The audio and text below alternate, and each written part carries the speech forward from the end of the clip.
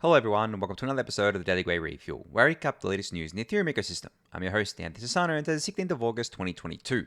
Alright everyone, let's get into it. So another 24 hours worth of, discussion around Tornado Cash, censorship, all those sorts of things that I spoke about in the refuel yesterday. Now, I'm going to be talking about that for a little while here on the refuel again today. I think this is very important. There are timestamps if you just want to skip to some of the news from the day, but I think pretty much like what has everyone's attention right now is this kind of censorship stuff, right?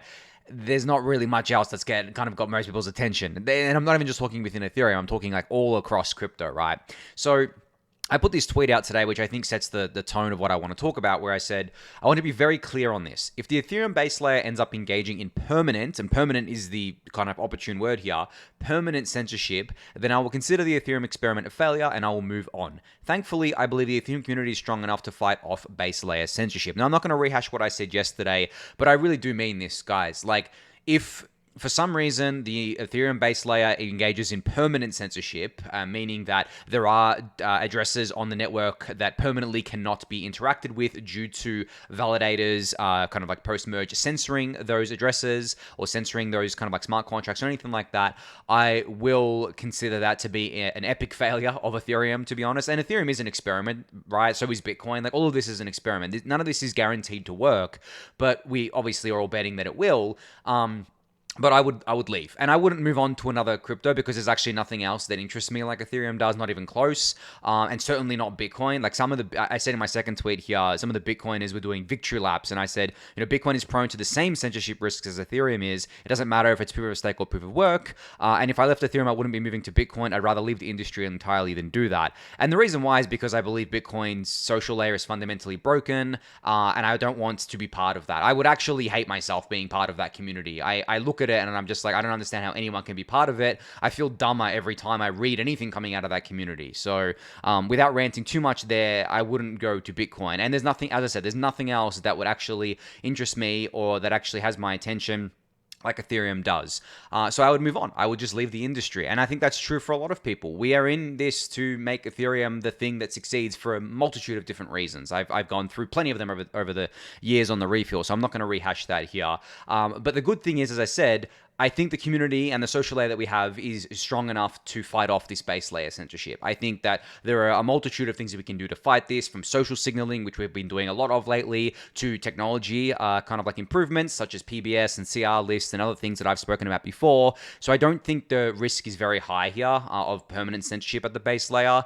And all the other layers, guys, like, they're going to have to be worked on in parallel. Like, I'm not going to leave the Ethereum ecosystem because some front end decided to censor what they're allowing users to do. That, as I explained yesterday, there are different levels here, right? There are different kind of like layers to it. All I care about in a kind of like in a maximalist way is the base layer. Everything else built on top, right? It's much easier to decentralize that than it is the base layer. The base layer is actually quite hard to decentralize and keep decentralized, especially when you have kind of like big entities in control of a lot of stake and a lot of mining power. And this is what I mean by like Bitcoin and Ethereum being similar in censorship risk. It doesn't matter if it's mining or staking. At the end of the day, if you have large entities in control of a large amount of the stake or hash power, they can engage in relatively easy censorship, whether they want to do it or whether they're being kind of forced to do it by a nation state. So I just don't understand why Bitcoiners don't make this connection. Maybe they do and they just don't want to make the connection because it makes Ethereum look good. I don't know. But that's setting the tone for the rest of the stuff that I want to talk about. But there is an update here, or I guess a blog post that Coin Center put out around the Tornado Cash stuff with OFAC. You should definitely go give this a read. It's not too long of a read, but it gives a lot of good context around this and why Coin Center believes that what OFAC has done is actually unconstitutional and potentially kind of like illegal and can be challenged in the courts, which is what I think Coin Center is setting up to do, which is what we want to see, right? We want to see this challenged in the courts, and we want to basically set precedents here that, we already have precedent. We already have this in kind of like in the law that basically says that code is speech, and speech is protected by the Constitution in the US. So if code is speech, then you're not, you can't sanction code, right? That's the whole argument, basically distilled down into the TLDR. This is going, as I've said before, this is going to have to be fought in the courts. This is not something that's going to play out overnight, and this is a fight that the whole of crypto is kind of like fighting. Bitcoin, Ethereum, every other chain out there. It's just that Ethereum is, as I explained yesterday, gotten to the point point where it actually kind of like is a concern or a threat to nation states and they're sanctioning it. Like, I don't understand why that's actually a black mark on Ethereum. That's actually a huge validation of Ethereum as a technology and as a kind of like as a platform of what we're trying to build here. We're trying to build things that give people more freedom, right? I know people will make the argument that, Tornado Cash was used for money laundering, or was used by North Korea and all this sort of stuff. That's orthogonal to the point that I'm making. The point that I'm making is that we've actually been able to create tools that are literally unstoppable. Like, Tornado Cash is still running on the Ethereum network. It is still immutable, right? The contracts are still there. You can still interact with it if you want to. Yes, okay, you run the risk if you're a US person, obviously, of up to 30 years in prison and all these fines, but the point is that it's still there, right? The point isn't that like the, I guess, like meat space law is restricting you.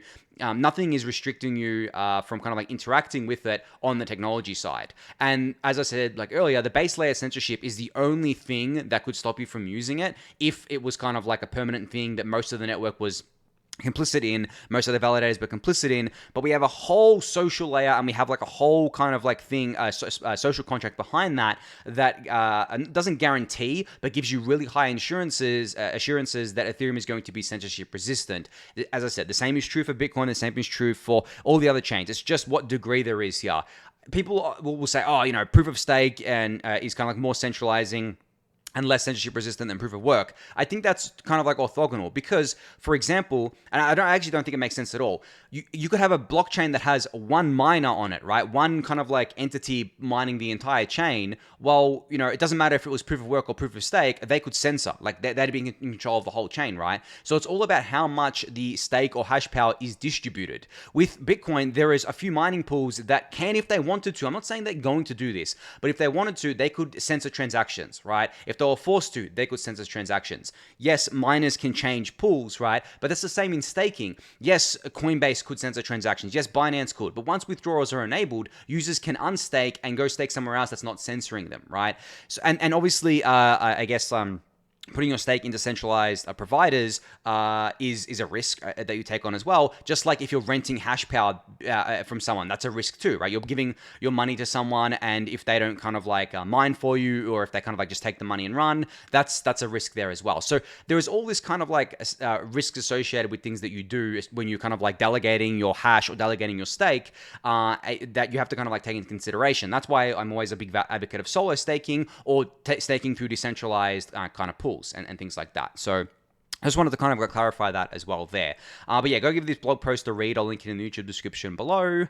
The next thing I wanted to talk about was this poll that Eric Wall put out today, which I think was really great. He said, question for the Ethereum community. If a majority of stake chooses A in this poll, will you consider the censorship and attack on Ethereum and burn their stake via social consensus, which is option X. Option Y is tolerate the censorship. And he's quote tweeting Lefteris here, who kind of like has I don't know if there's a poll here or basically there's a kind of like a question here that says, question for all the major staking providers. If regulators ask you to censor at the Ethereum protocol level with your validators, will you comply and censor at the protocol level or shut down the staking service and preserve the network integrity? So if they choose A, comply and censor at the protocol level, would we consider this a censorship attack on Ethereum and burn the stake via social consensus? This is what I talked about yesterday, basically social slashing, or would we tolerate it? And the poll, overwhelmingly is in favor of X, right? Like you can see here that Y, there is a show results option for people that obviously didn't want to vote for X or Y, but just looking at X or Y in a vacuum, you can see that X is at 61.8% and Y is at 9.3%. So overwhelmingly, the Ethereum community is in kind of like, in favor of considering this a censorship attack and burning the stake via social consensus. And this brings up interesting questions about what these staking service providers would do. Let's take Coinbase as a prime example here because they're a US-based exchange and they have a lot of stake delegated to them, or they have a lot of stake kind of like they have a lot of control of a lot of validators through user stake. If they were forced to by the US government, but right now the sanctions on Tornado Cash don't force them to do this, but let's just say in the future they were forced to do this. If they were forced by the US government to censor transactions at the protocol level with using their validator share, and they kind of like started doing this, and the community has socially signaled and told them, hey, if you do this, we're going to slash you. Like we are literally going to come together and we're going to slash you and kick you out of the network because what you're doing is an attack on the Ethereum protocol.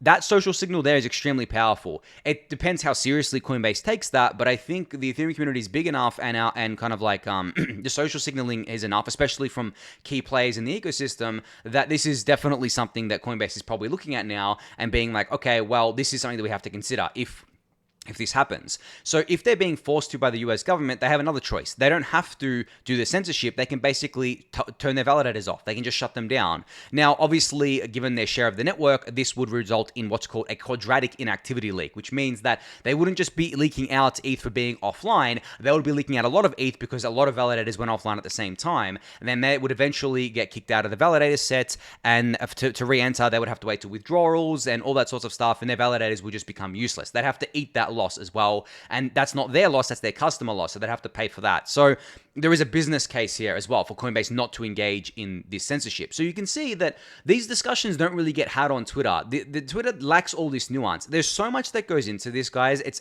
such a complex kind of like ecosystem here that I think people look at Twitter, look at these kind of like one-liners that people put out and be like, oh, Ethereum is centralized, it's going to get censored, blah, blah, blah. When in reality, the kind of like the thing is, it's much more nuanced than that. And I'm trying to explain the nuance as best I can, and I'm doing this without a script or anything, so I'm obviously missing things. But I think that it's very, very important to keep that in mind, is that the social layer is our last line of defense. We will do social kind of like slashing if we have to, right? If we can see that there is censorship going on, if it's proved beyond a doubt, which is not hard to prove because we know kind of what validators belong to what entities, then we can get together as a community and say, okay, here is a pull request, whatever it is, to slash kind of this actor because they're engaging in censorship, and then the rest of the network can come together to do that. Now, would Coinbase risk their business for that? Because they, that's their customers' ETH. That's not their ETH. So would they risk their business to do that? I don't think so. I think Coinbase would either push their validators offline if they're being forced to censor, or they would fight the censorship. They would fight the US government on that, and they might even take it to court, right? They have a huge legal team and things like that. Maybe they do that because it's not just Ethereum it's at risk here. It's every single staking provider that they have. That's the risk. And even if they have like a mining pool, which actually I believe some exchanges do, it's the same thing, right? If they run a mining pool. So from that point of view, keeping up the social signaling is extremely important. Talking about these things is extremely important. And that's why I put out this tweet as well, where I said, Ethereums will always ask and respond to the hard questions. We don't bury them below 10 layers of psyops and propaganda, and we certainly don't pretend that Ethereum is perfect. Ethereum is and will continue to be stronger for embracing this culture.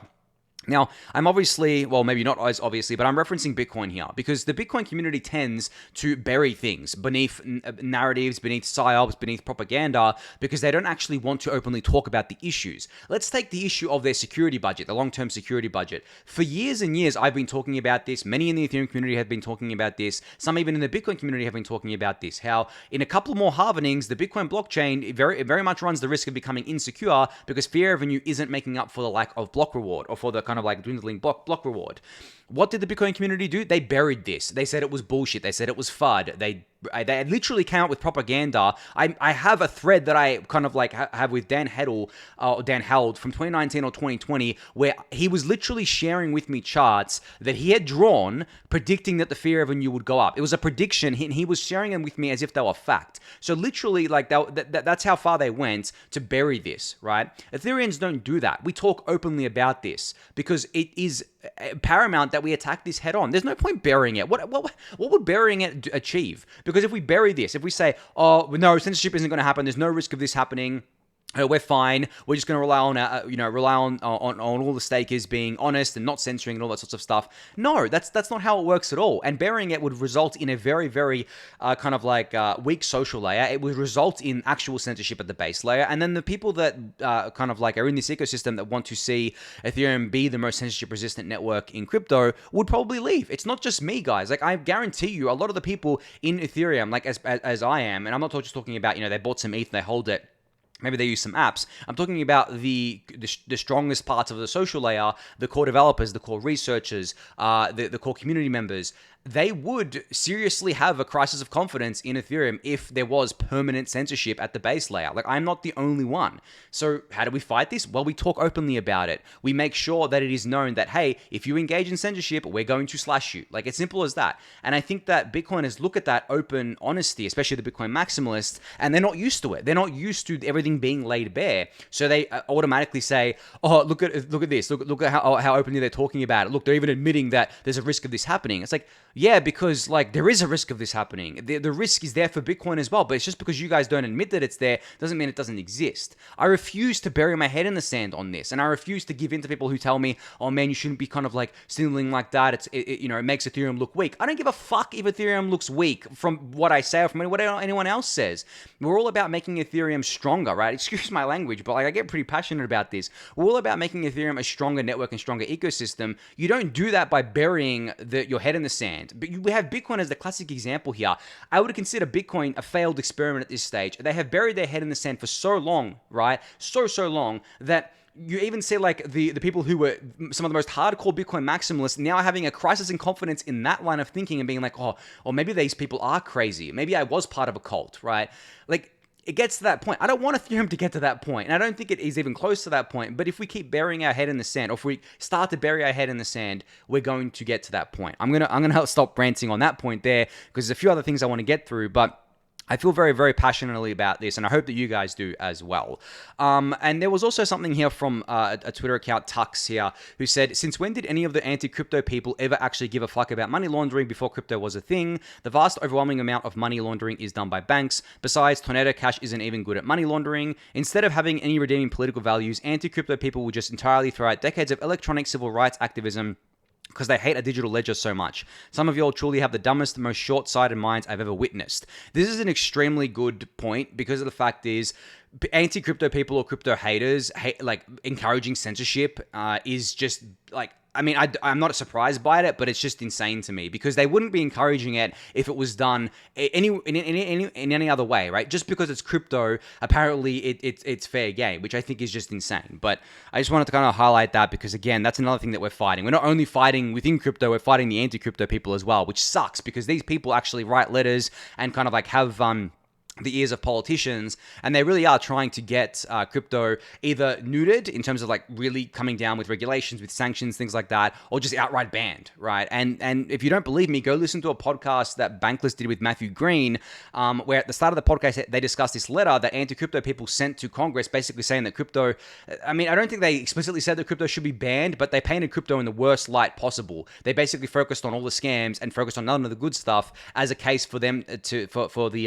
government to crack down on crypto. So we're fighting on that front as well. But we do have some people in our corner, such as the Electronic Frontier Foundation, who finally put out a statement today about the Tornado Cash stuff by saying, the EFF is deeply concerned that the US Treasury Department has included an open source computer project, Tornado Cash, on its list of sanctioned individuals. Tornado Cash is an open source software project and website that publish a decentralized cryptocurrency mixer. Code has long been recognized as speech, so there are clear First Amendment implications whenever the government inhibits the publication of computer code on a public website. So I'm glad the EFF is standing up for us here, because they have the ear of politicians and regulators for sure, and they're distinctly outside, I guess, like the crypto ecosystem. They fight for all, I guess, all kind of like rights when it comes to technology. So very, very good to see that there. And last up here, we have Julio from the Aragon Foundation sharing this PR on the builder spec here. So apparently this PR is, if we manage to deprecate the builder spec, we prevent flash bots to interact with consensus layer clients, thus nullifying their OFAC compliant code post-merge. Hopefully the EF also stops sending them money. I think this is a good signal to send to Flashbots about MEV Boost integrating an OFAC kind of like compliant kind of like code. I think that's a really dumb decision for them to be doing that. And as I mentioned yesterday, from everything that I've seen, everything that I've read, they're not even legally required to do that. No one is. There's no legal obligation for anyone to be censoring transactions at the protocol layer. But for some reason, people are going above and beyond here, which is that chilling effect that I've been speaking about. But you can read this PR as well for yourself and see some discussion there. But I think that's going to end the, I guess, like discussion about the Tornado Cash privacy censorship stuff for today. It's probably going to keep coming up, guys. Like, I'm going to be honest here. I'm going to try to like not talk about it for the whole episode on the refill because I know there's other things to kind of like cover, but this is extremely important. And the Daily Gwei and what I try to kind of like put put out in my materials and everything that I do has got to do with everything that I just spoke about. At the end of the day, I only do this stuff because I believe so much in Ethereum. I believe so much in Ethereum's values. And if I ran for 20 minutes on the refill about them, then so be it, right? As I said, there's timestamps. You can skip it. You can kind of like skip onto other things. But yeah, ending it there. The next thing to talk about is merge-related stuff. So you can see here that Marius's last PR or pull request finally enables the merge on the Ethereum mainnet. So this is obviously setting the mainnet TTD for the merge, and this was kind of like merged into kind of like the Ethereum master here into Get. So you can see here the lines of code that were changed and everything that goes into that. But yeah, I mean, TTD is set. It's concrete. I think we're just going to have like the formal concrete. This is the TTD. This is when the merge is happening on the All Core Devs call this week. But for all intents and purposes, it is going to happen on September 15th, or even earlier. And Marius shared a tweet here saying that he ran some computation to confirm the TTD for mainnet. The projected date right now for TTD is the 14th of September, just at 10:57 p.m.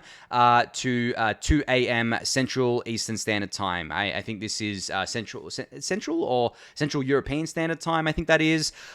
So yeah, I mean, it's either going to happen 14, 15, or 16, depending on time zone. But as I said, this can also be affected by hash power changes and things like that. So we don't know, and until closer to the merge. But I do think there's going to be a large number of miners who are just going to mine to the last block. It doesn't really make sense for them to not do that, because there's still ETH being paid out, there's still rewards being paid out, and they can inch out every last drop until the merge happens. And obviously there's those proof of work chains that are going to kind of continue on and try to, I guess, like get some fanfare around them. But as I've said before, I pretty much think those are all scams. I don't think they're anything worth paying attention to. But miners might, just automatically switch over to that. They may switch to Ethereum Classic. But, these kind of like other coins don't have the market caps, don't have the value to support the amount of miners that Ethereum has. So in reality, a lot of them are just going to shut down their machines.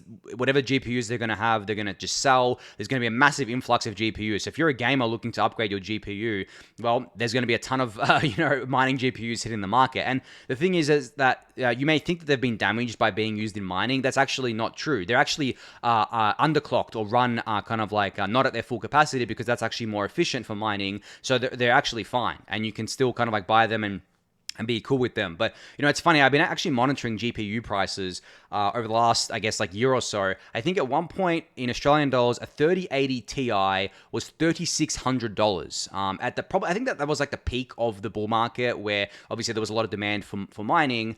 And now in Australian dollars, again, it's $1,500. So that's a massive reduction. And I think it's going to go even below that, probably below $1,000. And NVIDIA is bringing out their a new 4000 series GPUs soon.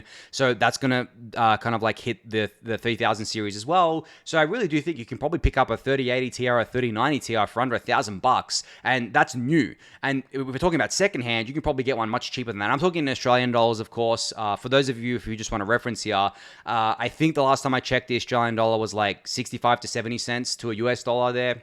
So whatever that converts out for you, I mean, $700 would be $1,000 roughly. It's like not exactly that, but just to give you some context, don't know what the European conversion is right now. I think it's about the same, actually, last time I checked, as the US dollar conversion. But yeah, my point is that like GPUs are going to be very cheap. So if you're a gamer looking for a cheap GPU, you just have to wait another month until the merge hits, and then we're probably going to see like an influx there, and the prices will definitely collapse, I think.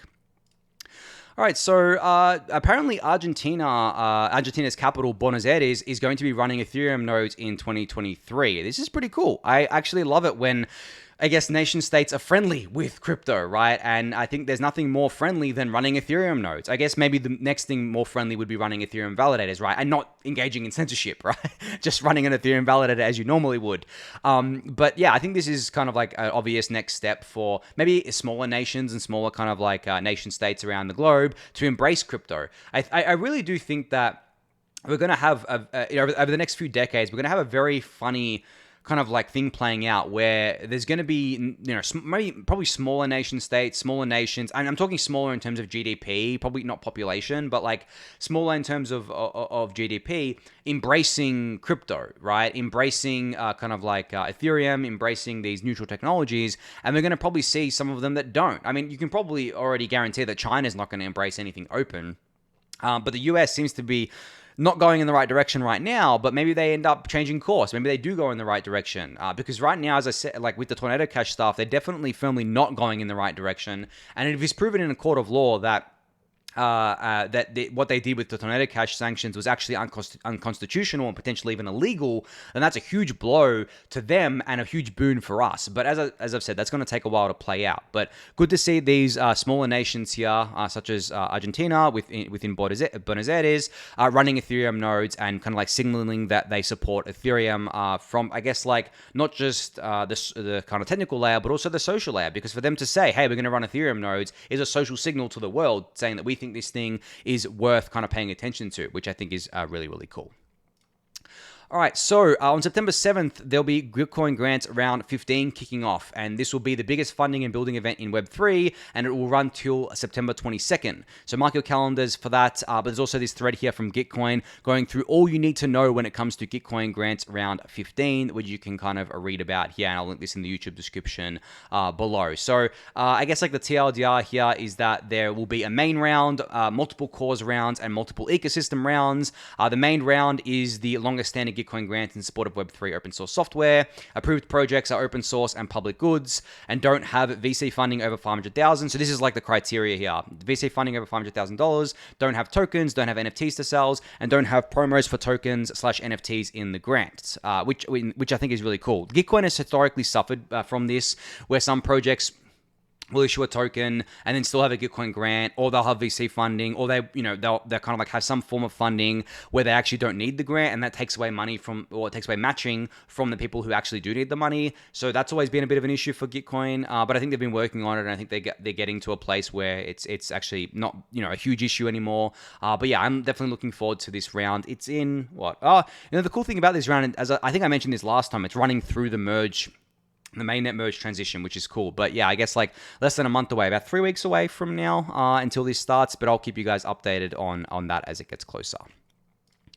All right, so zkSync have put out a thread yesterday saying 74 days to zkSync 2.0 on mainnet, with the dream of a zkEVM solution for the Ethereum community becoming a reality. We've seen a wave of projects launching on zkSync 2.0. Every Monday, we'll be highlighting some of the members of our growing ecosystem. So I guess like every Monday from now on, there'll be one of these threads. So this is the first thread here going over kind of like the protocols that will be launching on zkSync 2.0. And not just the protocols, but like middleware and things like that, and infrastructure. So if you want to know what's going to be live on zkSync 2.0, you can go read this thread and then follow their account for threads every Monday leading up to the launch in 74 days there.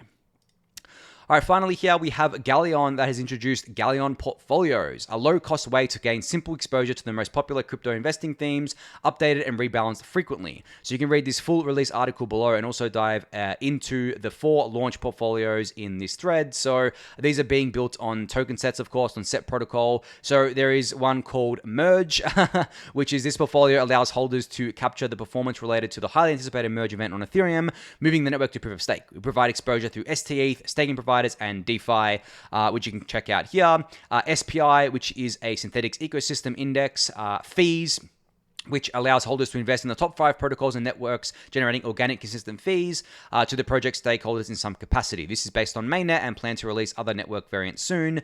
And Vote, which the VE token index allows holders to track the rise of vote escrow tokens that often influence the direction of emissions within DeFi. These tokens are appealing to other DAOs as they help facilitate their own protocol growth. This is really cool. I like this. I mean, there hasn't really been anything like this, I believe, in the past. So it's cool to see that you can now, I guess, gain exposure to popular crypto investing themes, as they say here, and I guess like narratives that we call them. And yeah, I mean, you can check out the blog post for full details on everything such as allocations and where you can buy and things like that. I will disclose here that I'm an investor in Galleon and I'm also an advisor to SET. So a bit of a conflict of interest here. But I mean, I think these are really, really cool. I think that what they're building is very cool. And I'm still very bullish on index, kind of like index systems or index tokens, especially as we onboard more and more of the traditional finance ecosystem and more of the regular user who doesn't want to have to sift through a million different tokens. They just want something that they can get nice passive exposure to and hopefully get some growth over time with that as well. So check this out. I'll link it in the YouTube description below. But I think that's going to be it for today. So thank everyone for listening and watching. Be sure to subscribe to the channel if you haven't yet. Give the video a thumbs up, subscribe to the newsletter, join the Discord channel, and I'll catch you all tomorrow. Thanks, everyone.